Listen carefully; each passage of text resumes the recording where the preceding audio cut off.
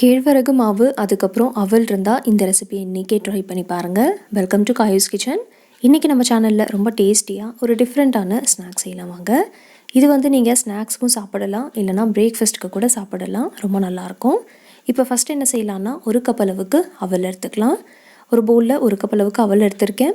நான் எடுத்துருக்கிறது கொஞ்சம் திக்கான அவல். உங்களுக்கு வேணும்னா நீங்கள் இதை எடுத்துக்கலாம், இல்லைனா நல்ல மெல்லிசான அவல் இருக்கும்ல அதுவும் எடுத்துக்கலாம், இல்லைனா சிவப்பு அவல் கூட எடுத்துக்கலாம். இப்போ இந்த அவலை ஒரு 3 முறை நல்லா வாஷ் பண்ணிட்டேன். இப்போ இதில் ஒரு 3 டேபிள் ஸ்பூன் அளவுக்கு தண்ணி சேர்த்துட்டு நல்லா ஊற வச்சுக்கலாம். நீங்கள் மெல்லிசான அவல் எடுக்கிற மாதிரி இருந்தால் ஒரே ஒரு டேபிள் ஸ்பூன் தண்ணி சேர்த்தா போதும், அது சீக்கிரமாக ஊறிடும். இது கொஞ்சம் திக்காக இருக்கனால ஒரு 5 to 6 மினிட்ஸ் ஆகும் நல்லா ஊறுறதுக்கு. ஸோ இது நல்லா ஊறட்டும், கவர் பண்ணி வச்சுடுங்க. 6 மினிட்ஸ் நல்லா ஊறட்டும். இப்போ பார்த்தீங்கன்னா ஒரு 6 மினிட்ஸ் ஆகிடுச்சு. அவல் பாருங்கள் நல்லா சோக்காக இருக்குது, நல்லா சாஃப்டாக இருக்குது. இதே போல் நல்லா சாஃப்டாக இருக்கணும். இப்போ இதை லைட்டாக மேஷ் பண்ணிக்கலாம். ரொம்ப மேஷ் பண்ணணுன்ட்டு அவசியம் இல்லைங்க. லைட்டாக மேஷ் பண்ணிவிட்டு இதை ஒரு பெரிய பவுலில் மாற்றிக்கலாம்.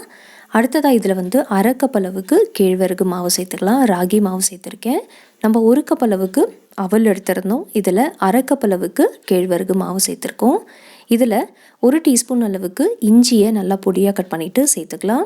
அடுத்ததாக 3 பச்சை மிளகாவை நல்லா பொடியாக கட் பண்ணிவிட்டு சேர்த்துக்கலாம். இதோட 1 டீஸ்பூன் அளவுக்கு கருவேப்பிலையும் பொடியாக கட் பண்ணிவிட்டு சேர்த்துக்கலாம். அடுத்ததாக இதில் கொத்தமல்லி இலை பொடியாக கட் பண்ணிவிட்டு சேர்த்துக்கலாம். ஒரு 3 டேபிள் ஸ்பூன் அளவுக்கு கொத்தமல்லி சேர்த்துருக்கேன். இப்போ இதில் வெங்காயம் சேர்த்துக்கலாம். வெங்காயம் ஒரு மீடியம் சைஸ் அளவுக்கு நல்லா ஃபைனாக சாப் பண்ணிவிட்டு சேர்த்துருக்கேன். அடுத்ததாக 2 டேபிள் ஸ்பூன் அளவுக்கு கேபேஜை நல்லா பொடியாக கட் பண்ணிவிட்டு சேர்த்துருக்கேன். இப்போ இதில் கேரட்டை கிரேட் பண்ணிவிட்டு சேர்த்துக்கலாம். 2 டேபிள் ஸ்பூன் அளவுக்கு கேரட் சேர்த்துருக்கேன். இதில் நீங்கள் வேறு ஏதாவது வெஜிடபிள்ஸ் வேணும்னாலும் சேர்த்துக்கோங்க. பீன்ஸ் அதுக்கப்புறம் காலிஃப்ளவர் எல்லாமே நீங்கள் ஃபைனாக சாப் பண்ணிவிட்டு சேர்த்துக்கலாம். அடுத்ததாக இதில் தேவையான அளவு உப்பு, 1 டீஸ்பூன் அளவுக்கு மிளகாய் தூள் சேர்த்துட்டு நல்லா மிக்ஸ் பண்ணிக்கலாம். மிளகாய் தூள் சேர்க்குறது ஆப்ஷனல் தாங்க.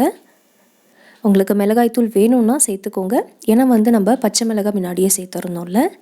ஸோ பாருங்கள், இதே போல் நல்லா மிக்ஸ் பண்ணிவிட்டு அதுக்கப்புறம் தேவையான அளவு தண்ணி சேர்த்துட்டு நல்லா பிசைஞ்சிக்கலாம்.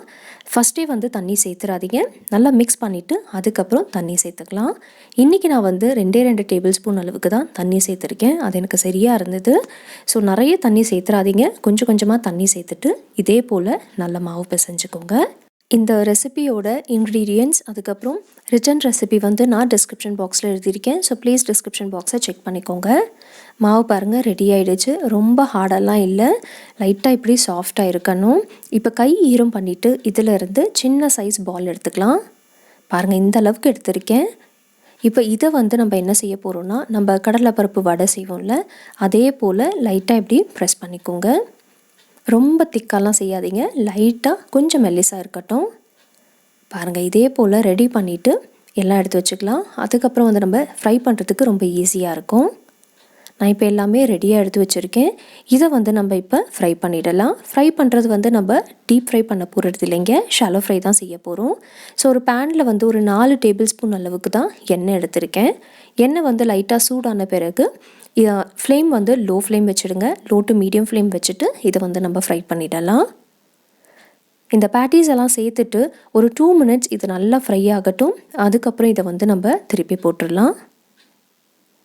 உங்களுக்கு இவ்வளோ எண்ணெய் கூட சேர்க்க வேண்டாம்னு நினச்சிங்கன்னா நீங்கள் ஒரு தவாவில் கூட நம்ம அடை எப்படி செய்வோமோ அதே போல் கூட செஞ்சுக்கலாங்க. அது இன்னும் ஹெல்த்தியாக இருக்கும். உங்களுக்கு வேணும்னா இதை நீங்கள் டீப் ஃப்ரை கூட பண்ணலாங்க. நான் இன்றைக்கி ரொம்ப கம்மியாக எண்ணெய் சேர்த்துட்டு ஷாலோ ஃப்ரை செஞ்சுருக்கேன். பாருங்கள் 2 சைடுமே நல்ல கலர் வந்தாச்சு. இப்போ இதை நம்ம வெளியில் எடுத்துடலாம். ரொம்ப ஈஸியாக செய்யலாம் ஃப்ரெண்ட்ஸ். கண்டிப்பாக நீங்கள் உங்கள் வீட்டில் ட்ரை பண்ணி பாருங்கள், ரொம்ப டேஸ்டியாக இருக்கும். இந்த அவல் அதுக்கப்புறம் ராகி மாவோட காம்பினேஷன் ரொம்ப நல்லாயிருக்கும். இதை நீங்கள் டொமேட்டோ கெச்சப் வச்சு சர்வ் பண்ணுங்கள். குழந்தைங்க ரொம்ப விரும்பி சாப்பிடுவாங்க. என் வீடியோ பிடிச்சிருந்துச்சுன்னா மறக்காமல் லைக் அண்ட் ஷேர் பண்ணுங்கள். பாருங்கள் உள்ளே எவ்வளோ சாஃப்டாக இருக்குது பாருங்கள், ரொம்ப நல்லாயிருக்கும். இதில் நம்ம வெஜிடபிள்ஸ்லாம் சேர்த்துருக்கனால ரொம்ப டேஸ்டியாக இருக்கும். கண்டிப்பாக லைக் அண்ட் ஷேர் பண்ணுங்கள். காயூஸ் கிச்சனுக்கு சப்ஸ்கிரைப் பண்ணிக்கோங்க.